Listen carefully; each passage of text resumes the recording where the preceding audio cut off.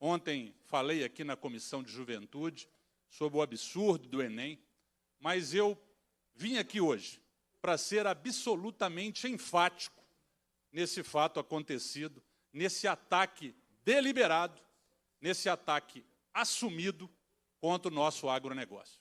Eu trouxe aqui a prova do Enem. A prova do Enem que foi aplicada no último domingo. Uma prova que é uma vergonha. É uma vergonha que nós tenhamos no comando dessa prova o ministro da Educação chamado Camilo Santana. Não sei se o deputado doutor Maurício sabe, se o deputado Raul Belém sabe, que o ministro da Educação, Camilo Santana, é engenheiro agrônomo. Você sabia, doutor Maurício? Sabia. Você sabia? Não sabia. Engenheiro agrônomo de formação. Mentiroso, irresponsável, como que alguém que tem na sua formação científica adota uma clara política de negacionismo da ciência.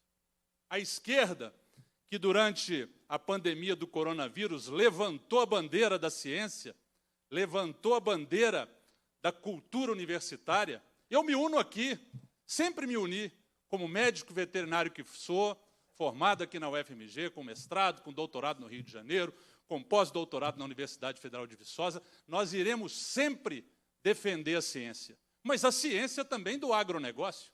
A ciência que corrigiu a acidez do solo do Cerrado, por iniciativa do nosso eterno ministro da Agricultura, mineiro, engenheiro agrônomo, formado em Lavras, o saudoso Alisson Paulinelli. Graças à ciência, hoje o Cerrado é agriculturável. O Cerrado é agriculturável porque lá tem biotecnologia, porque lá tem correção de acidez do solo, com calcário e com outros adubos, outros instrumentos de correção de solo.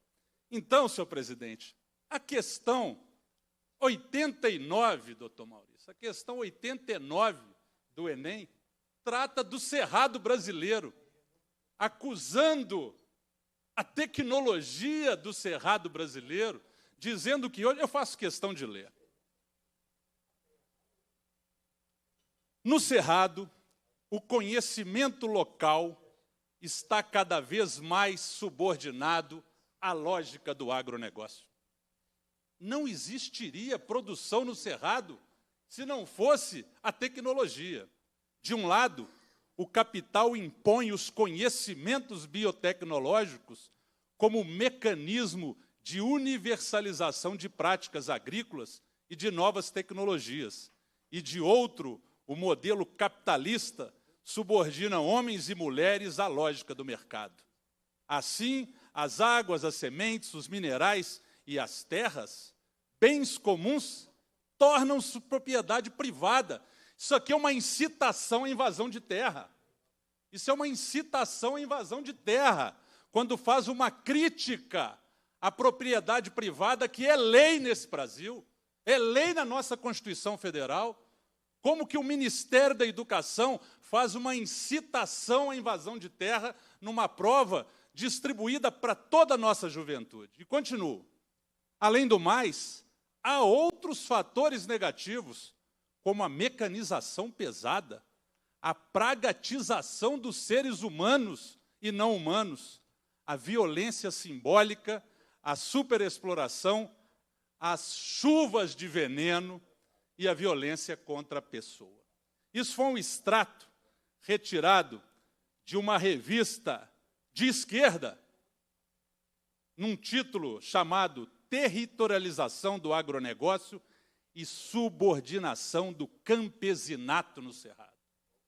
Quando nós temos um texto claramente ideológico, um texto que agride a quem produz, um texto que agride a toda a comunidade científica das ciências agrárias. Eu citei aqui anteriormente um celeiro do nosso conhecimento científico em Minas Gerais, a Universidade Federal de Viçosa, a Universidade Federal de Lavras, a Universidade Federal de Minas Gerais. Todos esses pesquisadores, seja de que ideologia forem, estão sendo atacados por esse desgoverno covarde, liderados pelo ministro da Educação, Camilo Santana. engenheiro agrônomo.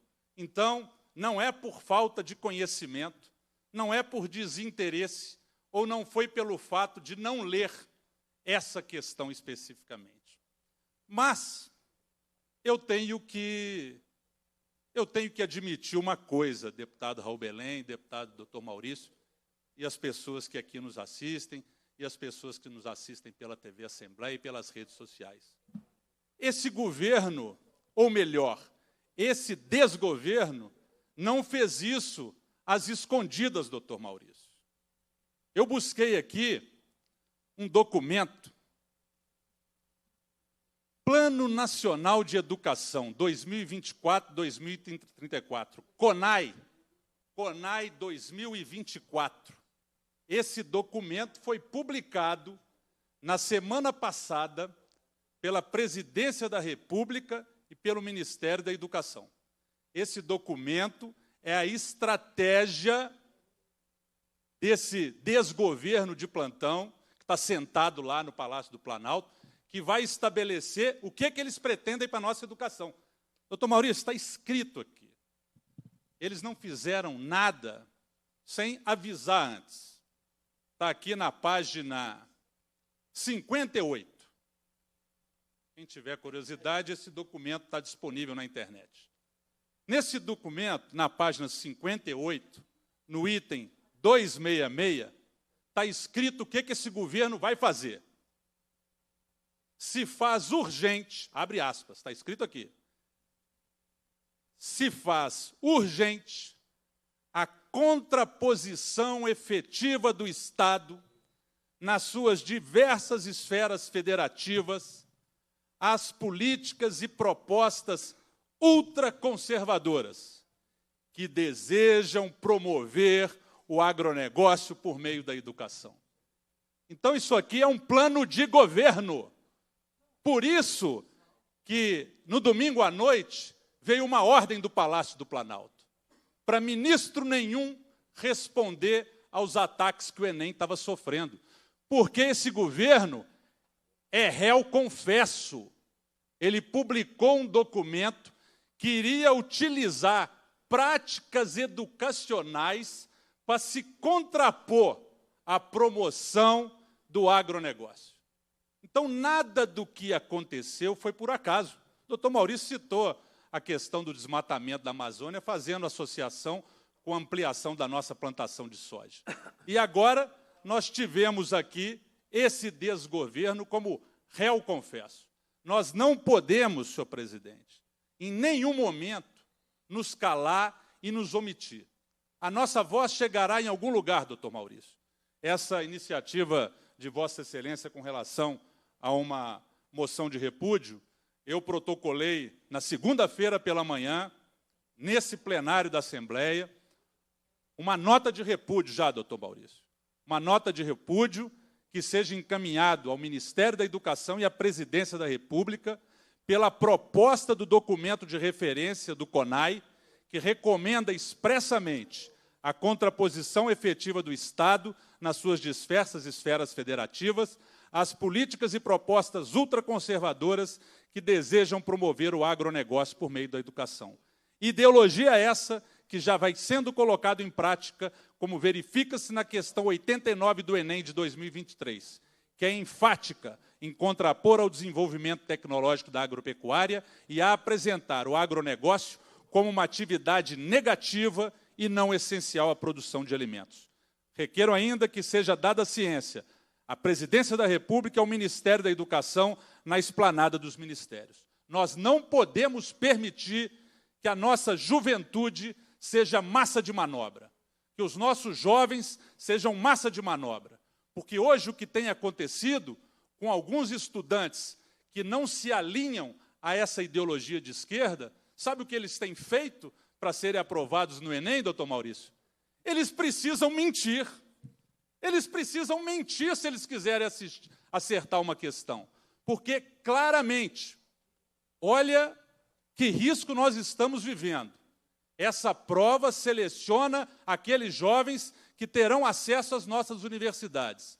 A esquerda está usando uma estratégia para selecionar os nossos jovens sob viés ideológico.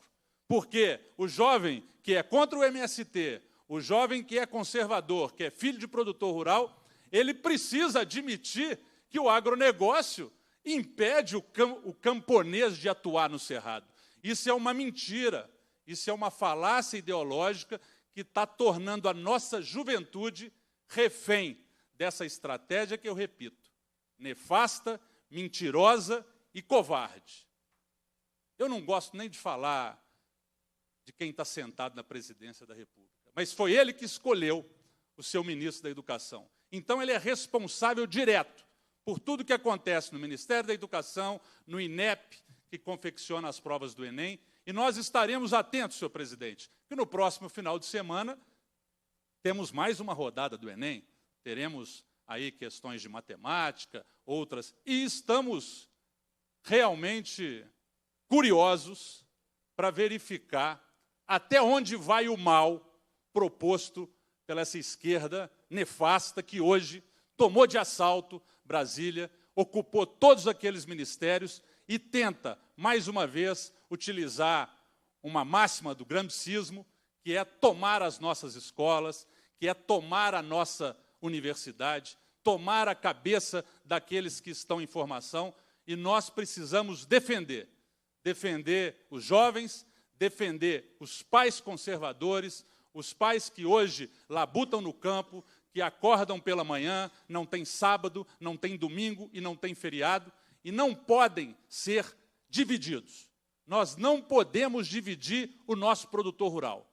Não existe o pequeno, o médio ou o grande. Todos são produtores rurais, de pequenos ou grandes volumes, que estão debaixo do mesmo céu desse Brasil, com um clima tropical que possibilita a nossa produção. Fazemos aqui políticas públicas voltadas para a agricultura familiar, mas também políticas públicas que levam ao desenvolvimento, como aqui nos projetos de lei aprovados do deputado Raul Belém, da nossa cana-de-açúcar lá de Canápolis, o projeto de fruticultura de Visconde do Rio Branco, nesse mundo que é Minas Gerais, nesses nossos 853 municípios. Se nós permitirmos que a ideologia tome conta do pensamento dessa comissão e do nosso agronegócio, aí não vai restar nenhum ponto mais de resistência. O agronegócio, o nosso produtor rural, aquele que valoriza a família, aquele que valoriza a pátria, será sempre a nossa trincheira na luta pela liberdade daquele que defende um Brasil grande, liberal, que defende a produção,